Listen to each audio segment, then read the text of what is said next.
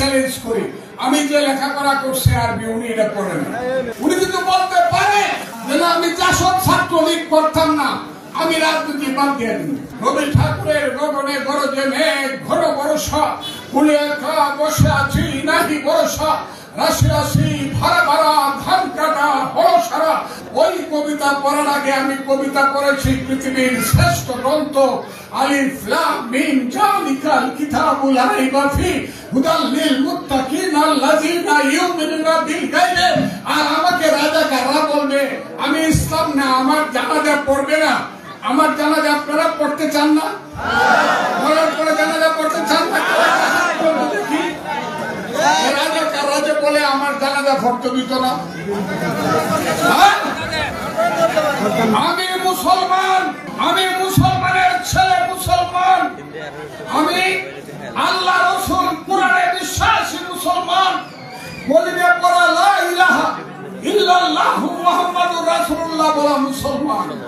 আবার আমি যখন রাজনীতিতে যাই আমার শ্রেষ্ঠ কবিতার নাম হলো পতাকা যখন তুলি, সেই শ্রেষ্ঠ কবিতা হলো আমার সোনার বাংলা।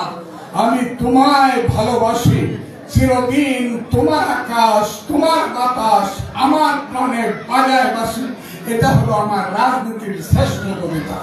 আর আমার ধর্মের শ্রেষ্ঠ কবিতা হলো ইয়া নবী সালামু আলাইকা। জানেন না নাকি? সালাওয়াতুল্লাহ আলাইকা হলো আমার ধর্মের কবিতা। এই মুল্লারা কে জানো সে জামাত যারা করেছে? আসো ফজলুর রহমানের সাথে আমি জামাতের আমিরকে চ্যালেঞ্জ করি, আমি যে লেখাপড়া করছি আরবি উনি এটা পড়েন। কারণ উনি বাংলা পড়ছে, যা সব করছে আল্লাহ মানত না। তখন উনি আমিরুল মুমিনিন হয়েছে। হ্যাঁ আমি চ্যালেঞ্জ করলাম, উনি কিন্তু বলতে পারে যে না আমি জাসদ ছাত্রলীগ করতাম না, আমি রাজনীতি বাদ দিয়ে দিই। আর জাসদ ছাত্রলীগ করে মানে 90% আল্লাহ রসুলের বিশ্বাস করে না। উনি হলেন হন আমিরুল মুমিনিন। সেই জামাতের কথা যারা আমার 30 লক্ষ লোককে হত্যা করেছে, যারা আমার মা বোনের ইজ্জত ধ্বংস করেছে, যারা আমার সোনার বাংলা পুরে ছাড়খার করেছে 71 সালে, আমি সেই মুক্তিযোদ্ধা মাকে কাঁদিয়ে বাবার বাহুবন্ধেরকে উপেক্ষা করে আমি যুদ্ধ করেছি।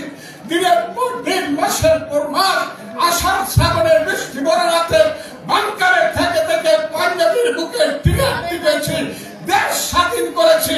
এখন রাজাকার জামাতের হাতে আমার মাথাটা দিয়ে দিব কিনা আপনারা দয়া করে বিচার